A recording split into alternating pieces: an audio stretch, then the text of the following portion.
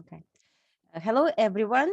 I am happy to see you here all during the hottest time of the semester, right? Our final week of classes, exams. And thank you very much for coming. We really appreciate you spending your Friday evening with us. And it is my pleasure to introduce my colleague and my friend, Dr. Olga Mukhortova, who is going to be our presenter today. And she is an assistant professor at the Defense Language Institute, a Foreign Language Center in Monterey, California. She graduated with a PhD degree in Slavic languages and literatures and a graduate certificate in film and media studies from the University of Pittsburgh in 2019. Her research interests include post-imperial and post-colonial studies, as well as star studies, and that's what she dedicated her dissertation to. Olga has been teaching a variety of classes, including various courses on Russian language, Russian culture, literature, and film since 1997. So prior to teaching at Defense Language Institute, she was teaching at the Russian State University for the Humanities, Dickinson College, the University of Pittsburgh, as well as the University of Hawaii at Manoa. So I would invite Olga to share her slides and we will start. Hello, everyone. It's really, hello. I'm honored to be invited to have this conversation and to talk about teaching proficiency. Why I'm going to teach about teaching proficiency-oriented listening comprehension, because probably this is the most the topic that I've never done before DLI experience. So when I started to teach at DLI, I paid close attention to listening comprehension. Why? And I will start my presentation right now. Share. And I believe now you will see my screen, right? Your screen sharing. Yeah. Okay. Why? Because in DLI, our course includes, we are aiming at our proficiency goal, which is 2 + 2 + 2. 2+ is listening comprehension, 2+ reading comprehension, and 2 is for speaking proficiency. To measure proficiency in listening comprehension, we use Defense Language Proficiency Test, and for reading and listening comprehension, it's multiple choice test. For speaking proficiency, we use oral proficiency interview. The difference between OPI by ACTFL and OPI by DLI is that we are using an ILR scale. You can find this scale on ILR.gov, I believe. Yes, and that's why we are paying close attention to listening proficiency. And if I would compare the programs that I taught for University of Hawaii or University of Pittsburgh, including Project Go, DLI pays more attention to listening comprehension than anything else. I mean, in Pittsburgh or at any other non-military program, we are aiming at speaking proficiency first of all, and that's why speaking proficiency levels are the most famous or the most usable tool for assessment, for proficiency assessment. Here in DLI, we are dealing with the situation when we put listening comprehension first. Speaking is very important, but I would say it's like the second in the hierarchy of values. The first is listening, then third. Okay, I would say like listening comprehension and reading comprehension on the same level, and then speaking.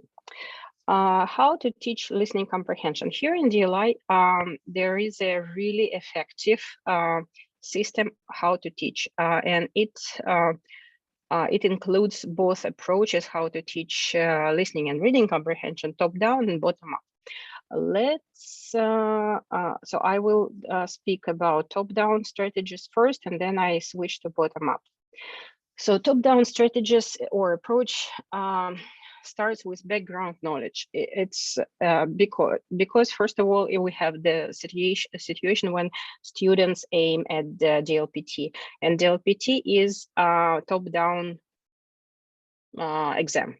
So they have the not background knowledge. They have some information about the passage they will listen, and they will read the questions and the information are given in English, and then the passage that they will listen is in Russian. So that's why the previously given the information that are given students before the passage, the listening passage, reinforces their understanding. It creates the framework in which they put the knowledge that they are taken from the listening passage into the text, and it's very similar to the exercise like fill in the gaps.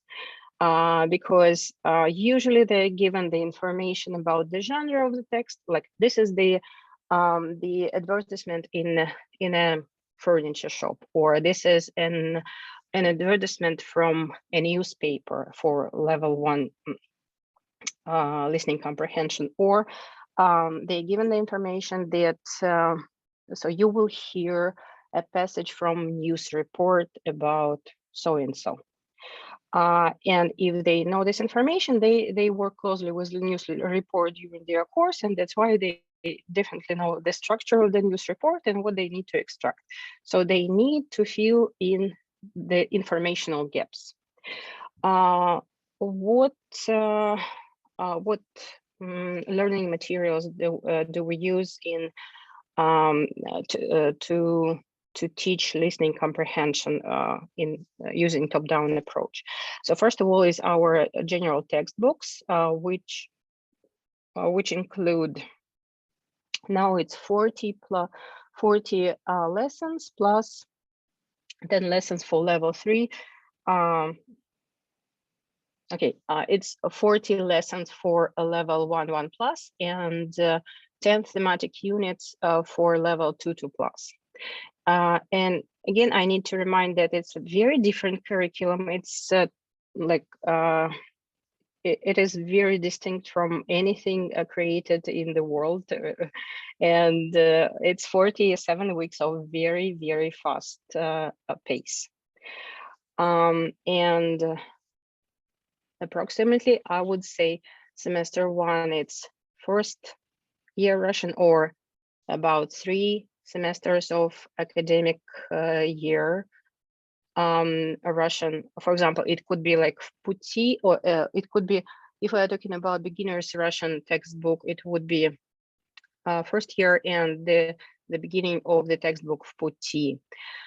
If we're talking about the second semester, I would compare it with the textbook by Olga Kagan, From Intermediate to Advanced. And the third semester is vaguely refers to Russian through art, or I'm just looking at the textbooks on my shelf, or something like Kinotalk, or advanced Russian through history, the topics that are mostly related to abstract things like ecology, global issues, social problems, so more abstract oriented, more abstract topics. The second book that we use, the second learning material that we use, we always have supplemented materials, authentic materials created by teachers. So we have like textbook, which is like which is the basis, but every teacher can supplement and should supplement with authentic text. And once I had this conversation when it was one of my colleagues, and we compare our situation. So we need to give students the most complicated text that they can work with right now, and we need to create difficulties for them. It means that they are working on their appropriate level. So if it is difficult, if they suffer through this text, it means they are raising their proficiency. And I couldn't, and like when I was teaching in my previous universities, or in Dickinson College, or in University of Pittsburgh, it's kind of almost impossible task, because if you bring a really difficult text every day to the classroom, students will suffer and will complain. You cannot disturb them on the level of like, you cannot like make so much complications in their lives in like on everyday basis. So that's why it's a little bit of, it's not a little bit. So in my current class, I'm bringing them more and more difficult topics every single day. And I'm raising this difficulty every day just to teach them more vocabulary, more structures, more morphology, and make their life complicated.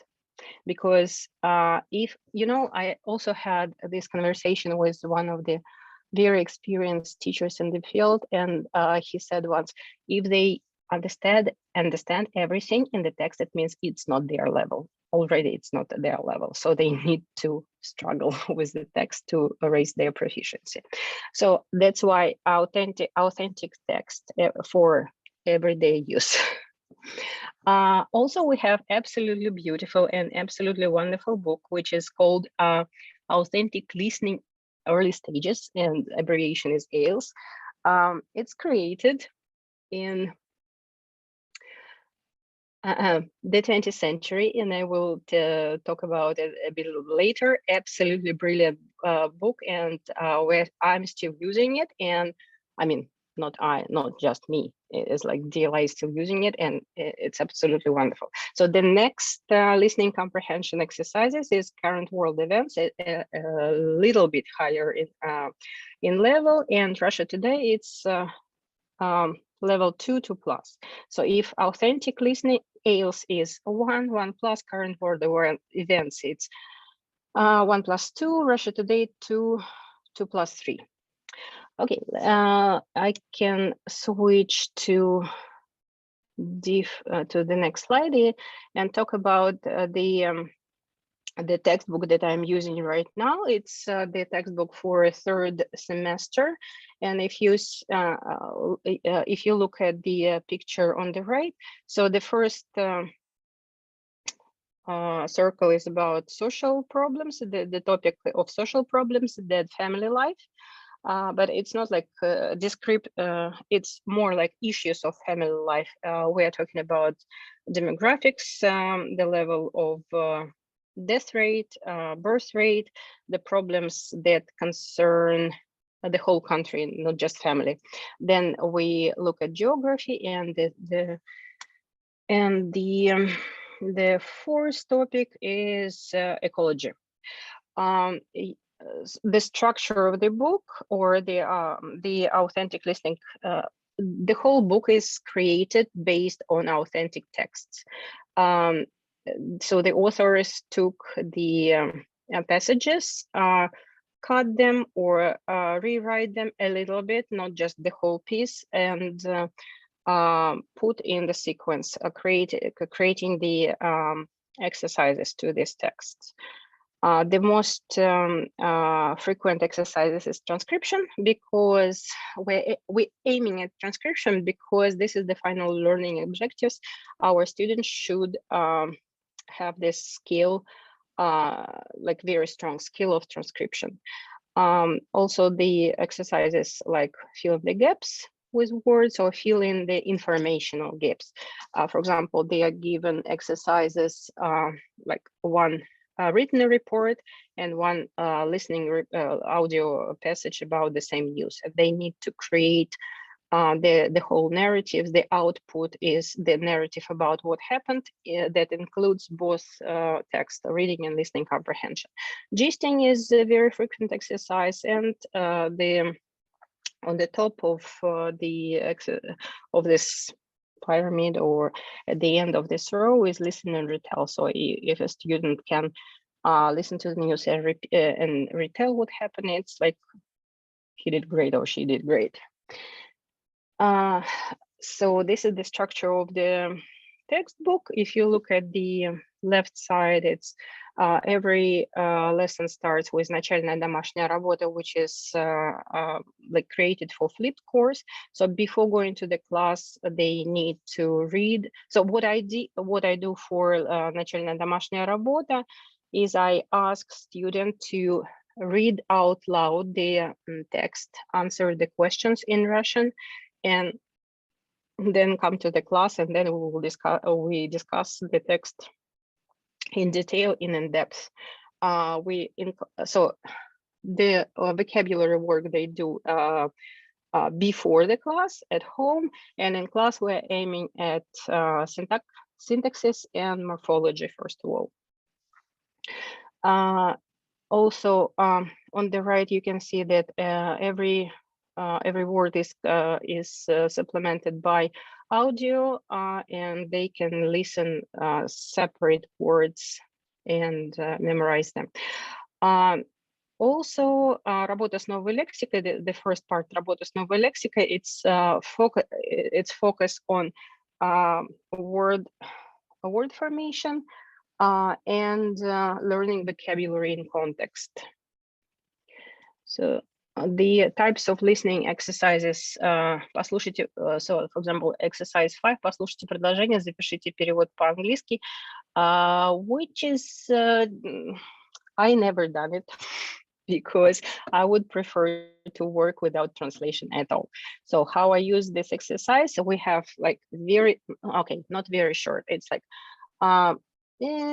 relatively short sentences with subject, verb, object, time frame, place, and something else. So for level 3, it usually includes also one participle or one verbal adverb. So it's probably like 10, 12 words, and they need to transcribe it. And then they listen to it again and check their comprehension. Also, they read these sentences to each other and they repeat sentences. Fill in the gaps exercise for reportage 1. Absolutely, I mean, like probably everyone works with this type of exercise. It's very useful when we are aiming in particular words of like very frequent vocabulary for the lesson. Работа в парах, we are putting it at the very end of the lesson. So it's the activity that not just checking, but consolidates their knowledge and work in depth of the topic. So they are asked to create, which is the highest level of Bloom's taxonomy, and to use in context, to create and to analyze. So the next type of exercise, listening comprehension for the textbook, is work with numbers, and this is our shtick or focus. Always we're always aiming at numbers, because this is the not just proficiency requirement, I would say it's like professional requirement. They need to know numbers much better than anyone else who is studying Russian. Reportage 2, and this type of comprehension is just they are listening to the passage and they retell. These exercises are put also at the end of the lesson. Okay, so every lesson is supplemented with lab works. for listening comprehension, and the structure of lab is kind of the same, like I put here. It starts with warm up, which includes just separate words, how to work with words like listen and repeat one word, put stresses, pronounce correctly, pronounce with the correct reduction, or pronounce voiceless consonants at the end of the word, something like this.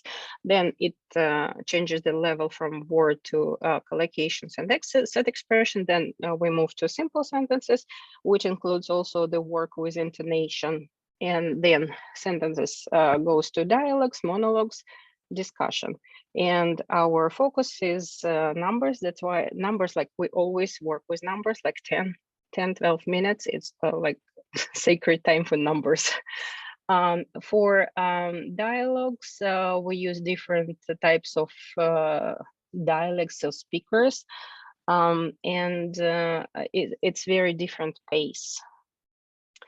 And I put an example of exercise that we do is transcription. It should be done in every lab work to connect the written and audio image of the word.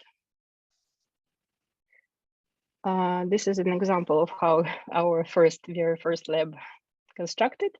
So the first, it's the exercise to put the stress on correct place, write down. So it's transcription, and then the differentiate between U and E, which is always the struggle for English native speakers. And then, yeah. So exercise number 3, it's our maybe a second priority is geography, world geography, but especially the geography of Russia. They need to know probably the majority of Russian cities, like 20, 25. Yeah, and we start working with geography probably on day 1. Also, the next type of listening comprehension exercise is not just transcription, and I prefer not to do translation at all during lab work or during the course, because we are not aiming at translation, and translation as checking listening comprehension. I think we have more, but it's my personal taste. It's a lot of teachers use translation as the way of checking comprehension. So the next great tool in teaching listening comprehension is our authentic listening early stage, which is written here. It's like 1998, but the authors did great jobs in terms of they picked absolutely the most frequent vocabulary for the news. And still, if we just do like step by step the whole book, students will understand perfectly the news. And this textbook has 15 units, and every 5th unit, after 5th, 10th, and 15th unit, we have review exercises. How is it constructed? Every unit starts with itemized vocabulary, which is recorded and they can listen to it.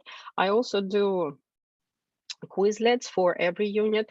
I mean, if you look in Quizlet and just type AILS unit 1 something, you will see a lot of sets for this book. Then we do practice exercises. They read aloud to each other, or sometimes they read aloud and transcribe and translate at the same time, or to each other. Translate sentences, again, translation, or I prefer transcription. And then they listen to the passages. Passages starts with something 15-20 seconds, and at the end, okay, so they start with 15 seconds, and probably unit 1 ends with 35 seconds, but unit 15, it's already like full 2 minutes. And then check-in again. So every lesson, every hour of AILS ends with should end, or I believe I do. I end it with contemporary news, and my favorite source for the news is Channel One, and I have the reason for it because it's exactly the length of level one vocabulary. So if you go to Первый канал, their weather reports are perfect for developing listening proficiency for level 1 plus. And also they have transcription for everything. Sometimes it's very difficult to work with Первый канал because of their propaganda level, the level of their propaganda. But I'm trying to pick the topics from there, like about weather or something that happened in the cities, or accidents, disasters, or car accidents. Not like I'm trying to avoid political issues working with Первый канал. Also the sources: Euronews, Medusa, RBC, Коммерсант, definitely. So this it reminds the structure of laboratory works, but it's the book that focuses specifically on the news. And if I knew this structure before, like when I worked with Project Go, I would definitely use this structure for the project to teach how to listen and how to teach the news. And to supplement or to reinforce listening comprehension of level 2, which is news, mostly news. It's like 95% of level 2 are the news.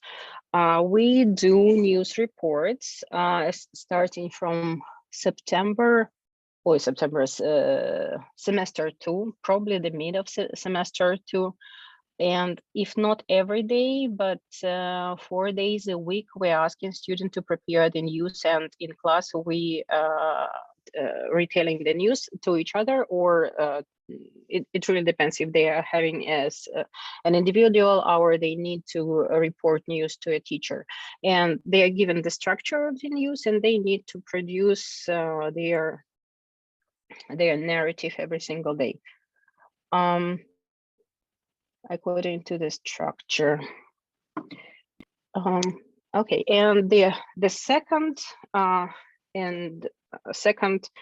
approach that we use is bottom up. It starts with words, and this is the most complicated thing for students, and it's sometimes they are crying because you can hear everything and recognize probably 1 or 2 words, and you are supposed to create a narrative. How to create a narrative out of nothing.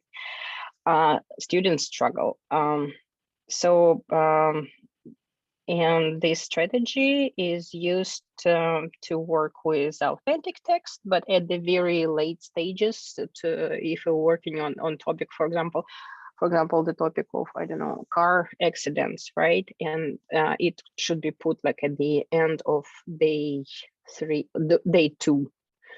Okay, every lesson is about 2.5 or 3 days long. And if we are talking about bottom-up strategies, the beginning of the lesson starts with top-down, and the end of the lesson should be should be enhanced with bottom-up strategies. Again, use your report, authentic text, and recall protocol. And so what is recall protocol? Probably you've heard about it, but I've never used it before DLI. And here I have I really appreciate the technique, and students are like they okay, on the one hand, they really hate it, because it's very difficult activity. On the other hand, they like it because at the end of the course, they usually say this was the most useful thing in their course. So if it is a recall protocol for diagnostic assessment, when you meet a student and you need to assess the level of the student, you should use at least 3 audios of different levels. For example, 1+2. Or if a student, like at the end of the course, it should be something like 1+2, 2+3. It really depends, but you need like multiple audios. And if it is just for practice, for everyday use, so it's 1 audio is enough. And so what I do every single day in my classroom, I use one, sometimes 2 audios for practice. So during the recall protocol, there are two iterations, 2 times of when we listen to the audio. No writing is allowed. They need to focus on audio images. They are not allowed to write. So they listen. First listening is for the main idea.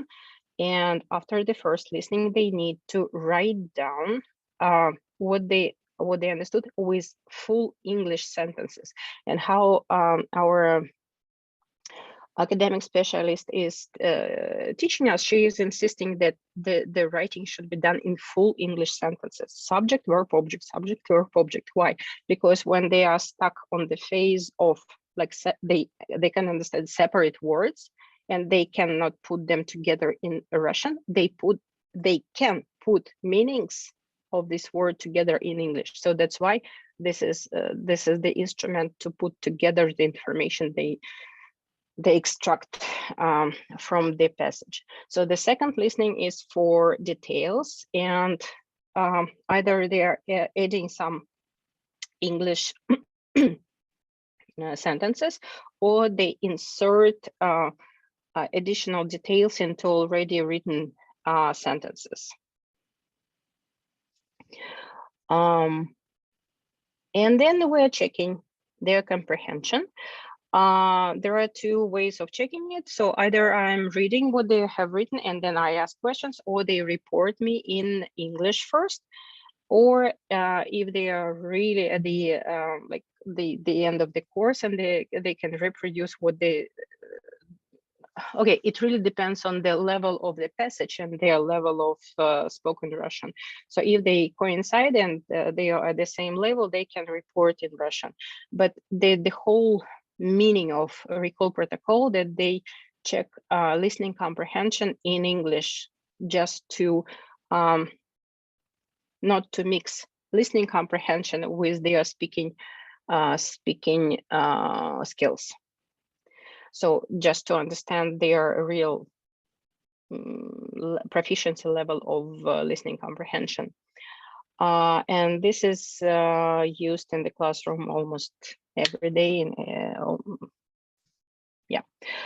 Usually students have 1 hour of speaking every day, 1 or 2 hours of listening comprehension, 1 or 2 hours of reading comprehension. And sometimes it's mixed activities, sometimes it's separate activities. For example, laboratory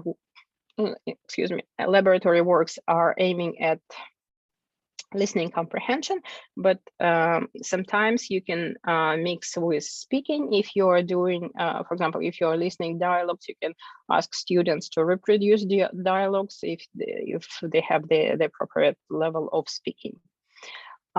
So this is our structure of the day. So they usually have 6 hours of classwork, sometimes 7 or 8, and 3 hours of homework. Homework always includes listening comprehension, reading comprehension, and not very often speaking. I usually supplement listening comprehension with Flipgrid. For example, you will listen this audio and please answer the questions or comment on this video. And what difficulties we have during teaching listening comprehension? Unfortunately, or fortunately, okay, we have very different audience here in DLI. It's not students who are prepared for college. That's why their level 1, their native language skills, reading and listening, especially reading skills, they are not sometimes on level 3. That's why it's kind of impossible to ask them to have proficiency level like level 2+3 in Russian, because they don't have it in English. Alertness, because they sometimes they get up at 4, and when they come in class at 7:45, sometimes they're, I mean, like, it's very difficult to stay alert during the whole day and listen very, very attentively. That's why we invent breathing exercises, physical exercises, just to keep the students alert and attentive to the material that we are giving them. And we need to work with memory, short-term, long-term memory, and we do special exercises. And recall protocol is very useful for developing short and long-term memory. Some students have the problems with focusing and dyslexia. And sometimes I figure it out that dyslexia, if you don't have dyslexia in your native language, you can have it in a foreign language. And here we have the situation. So how to solve these problems? We really have, sometimes I put homework, sometimes I put like optional homework, read this textbook about global issues. Just to understand what's going on with ecology or with the international politics. We do teach them how to breathe and how to meditate, and I mean, like, a little bit, not like the whole hour devoted to meditation, or but I gave them and explained them how to structure their day properly, just to be alert during the whole day. And very, very useful things that we have, it's NFLC exercises, that's multiple choice audio with multiple choice exercises, transcript trainer, and gloss, it's our DLI version of NFLC. I think this is the structure of our curriculum to teach listening comprehension.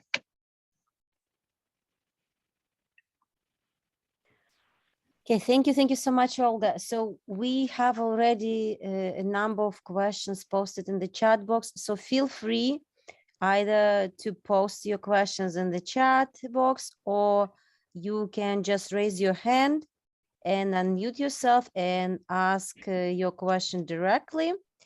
So I don't know, I noticed that Alona has at least several questions. So Alona, would you like just to unmute yourself and ask your questions directly?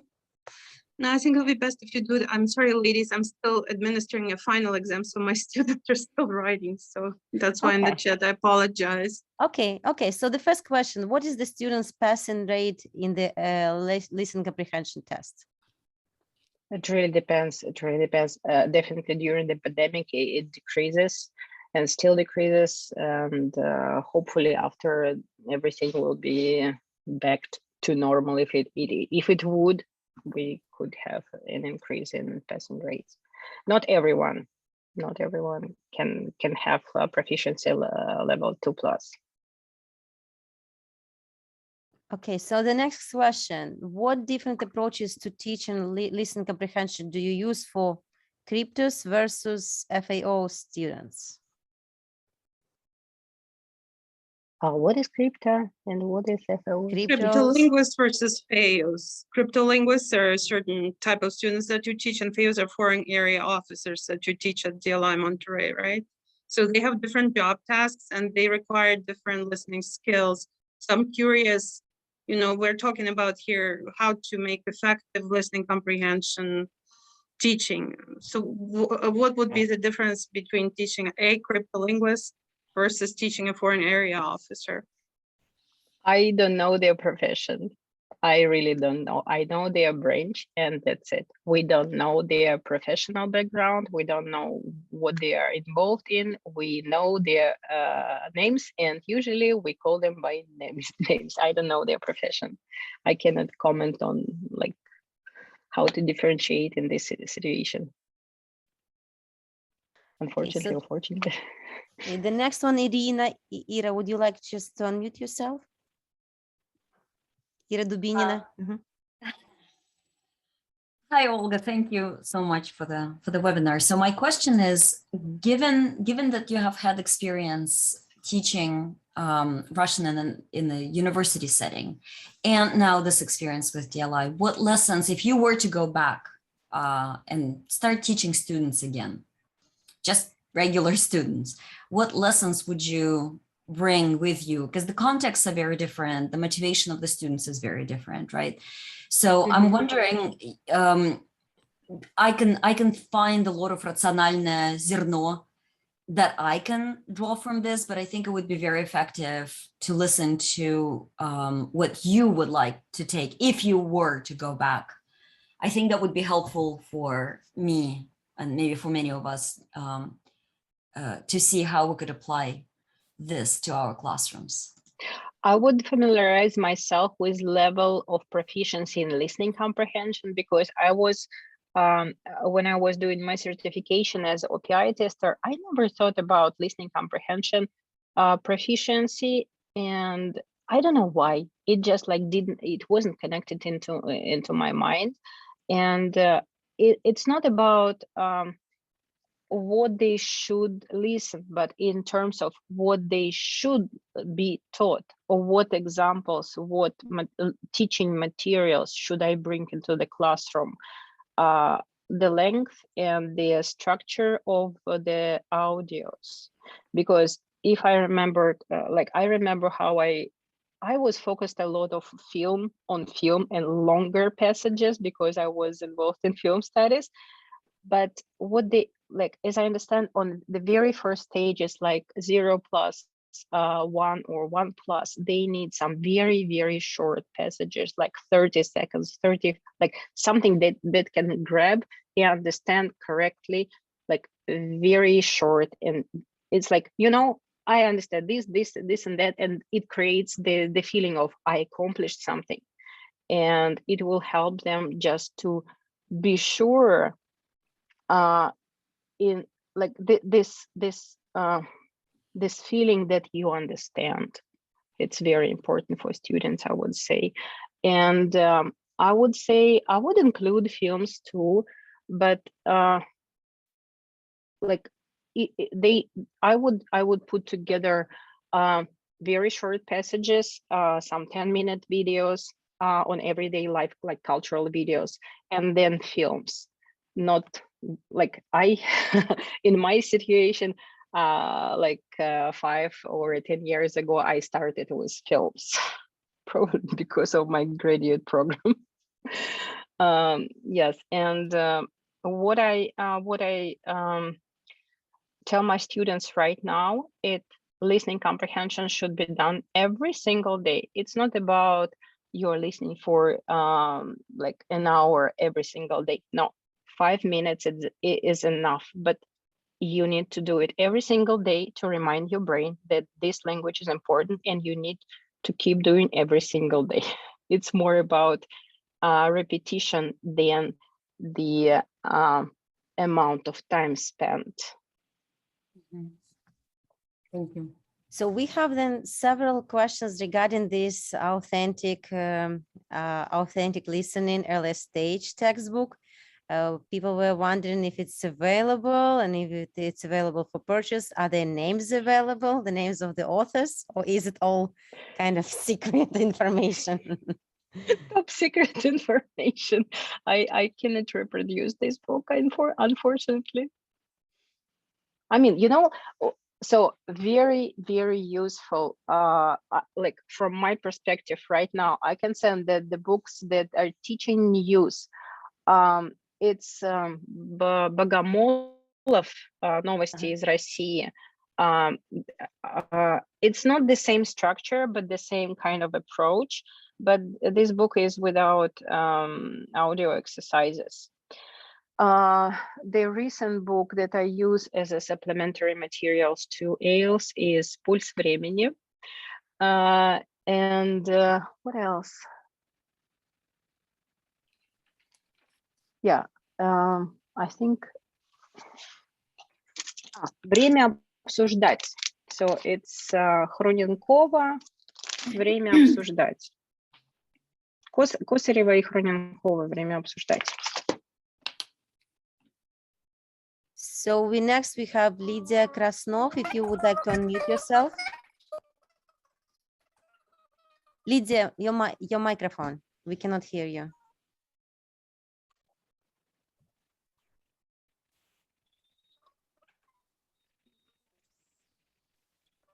Okay, so Lydia, while you're fixing your mic, maybe we can go to the next. Работает, да? Хорошо, давайте. Извините, другая кнопка была.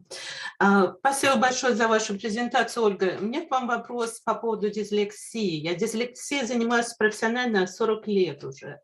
Понимаете? И когда вы сказали, что дислексия в одном языке, это не значит, что дислексия может не быть в другом языке. Может, есть какие-то ресурсы современные, подтверждающие ваш стейтмент? Спасибо. Потому что я об этом никогда не читала, и никогда я этим занимаюсь профессионально 40 лет. Спасибо. Ну, может быть, я ошибаюсь, но у меня нету подтвержденных данных. У меня есть только опыт работы со студентами, и у некоторых эта проблема есть. Мне кажется, дело в том, что... Ой, sorry, I switched to English back. So the matter is, when we learn our native language, we start with audios, and then we have rigorous, especially in Russian, the rigorous training in orthography, right? And it's kind of not obvious what is the, and we are not talking about dyslexia in Russian. I mean, I don't know, like I've never talked about it in my classroom when I was living in Russia and teaching in Samara or in Moscow. And here, this is the problem because we have the different approach. We go from letters to sounds mostly, and it became very obvious. How to treat it? No idea. How to deal it with with a particular student? This is the big question. So we have some resources to work with it, but first of all, we need to refer to a specialist.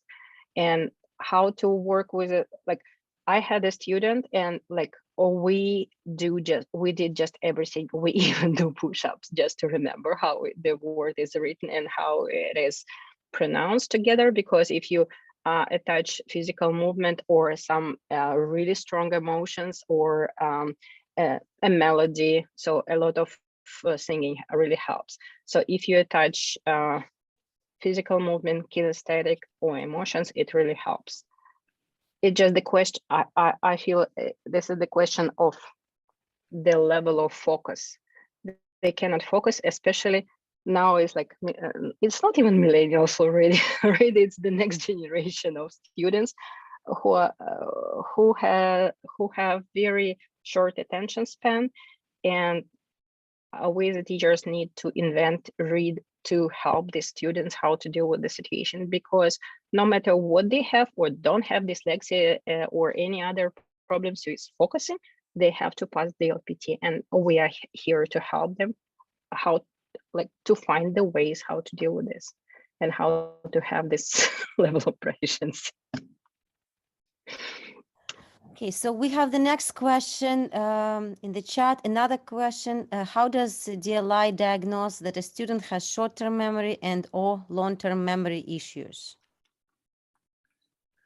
Okay, for example, I can read a passage, not even a passage if I read a sentence from IELTS and it's sentence like 5 word long, and 80% of the students can repeat it, and 20% of the students cannot repeat it. It doesn't mean that they have problems with short or long-term memory. It means that they need different time frames. They need more time or less time. They just need something different. They need differentiated approach, and we are here to help them how to deal with this situation. I'm not a specialist, a mental health specialist. I'm not the person who can deal with this on deal with their psychological problems. I can help them to study, but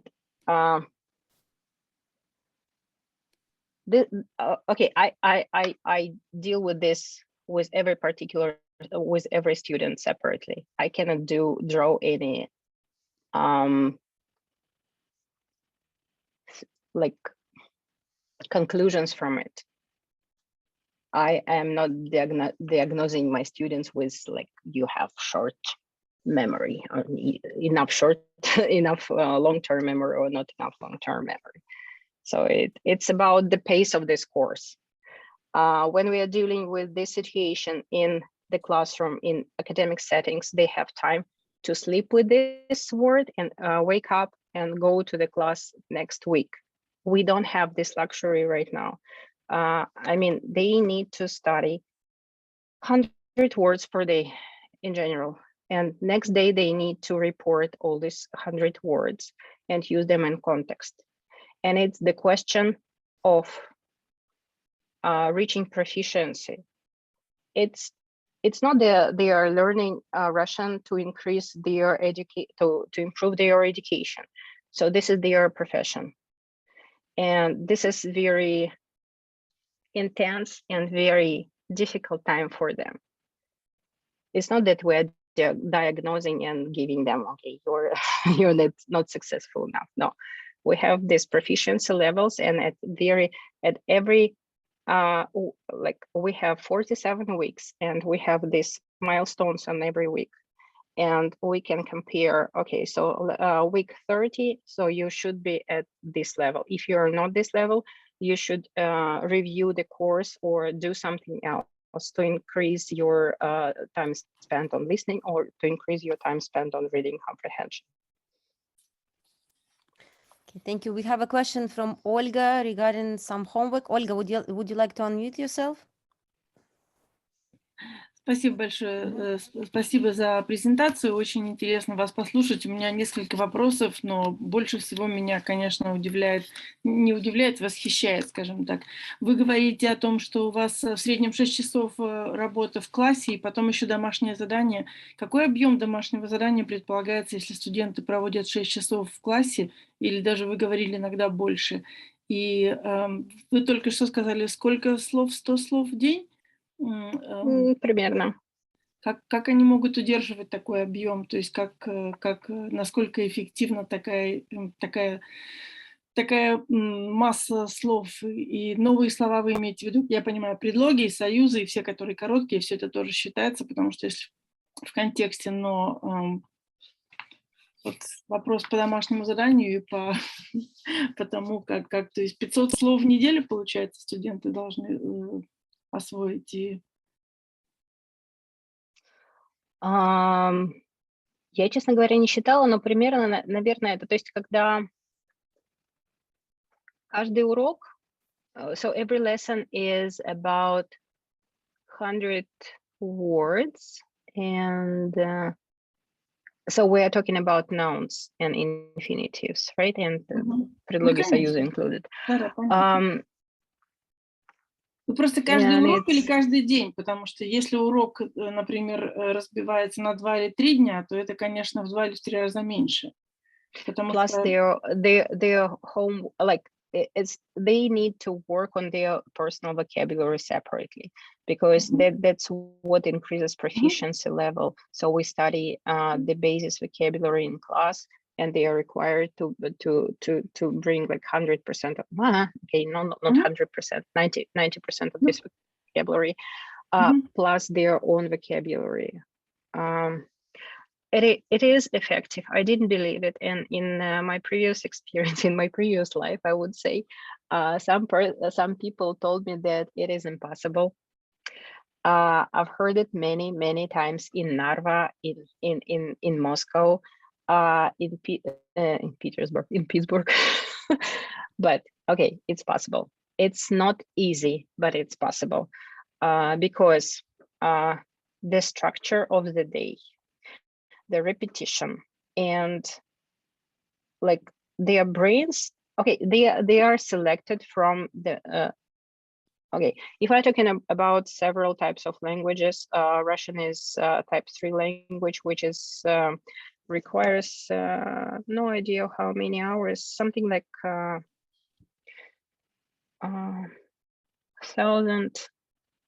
2,000 hours of training to reach proficiency 2+. If a student has the previous background in any other language, it's really reinforces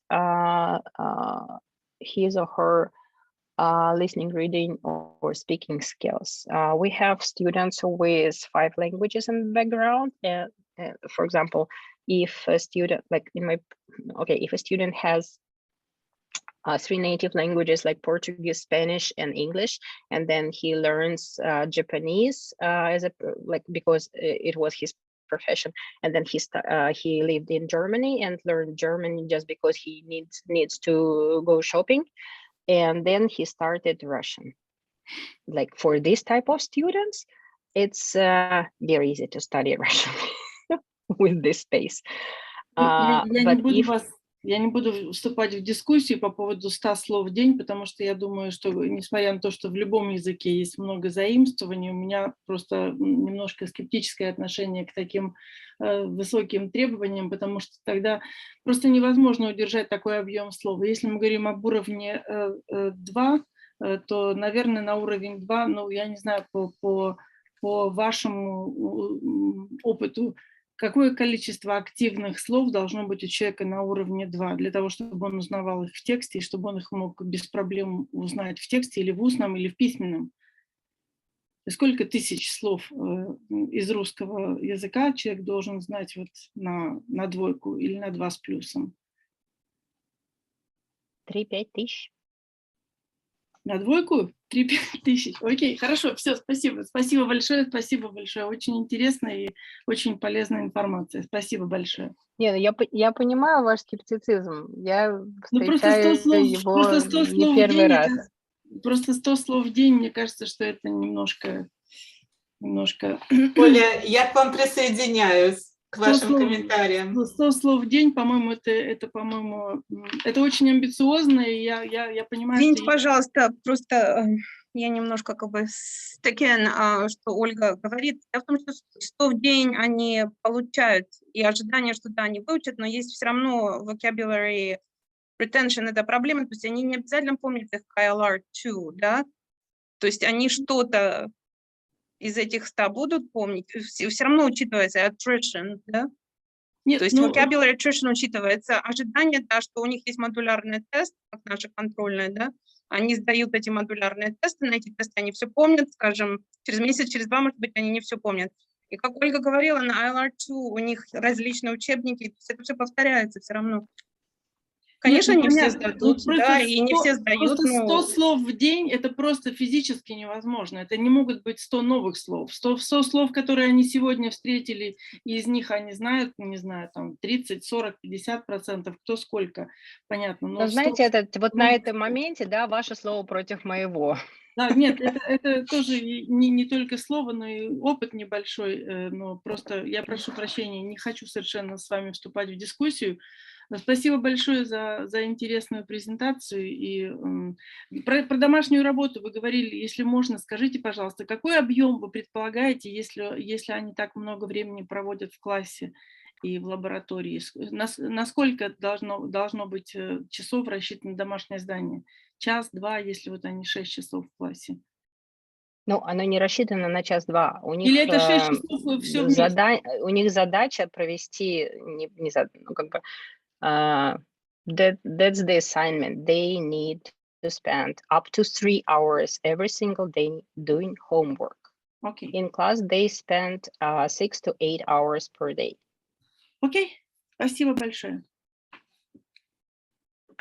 So, colleagues, unfortunately, we are running out of time. We do have one small question, but I don't know if Olga would like to answer this. It's about how do you limit the number of times your students may listen to passages in class or in the lab? This will be just a quick question. Do you limit a number of times your students are allowed to listen to listen comprehension in class or in the lab? Or are they allowed to do this as many times as they want? Say it again.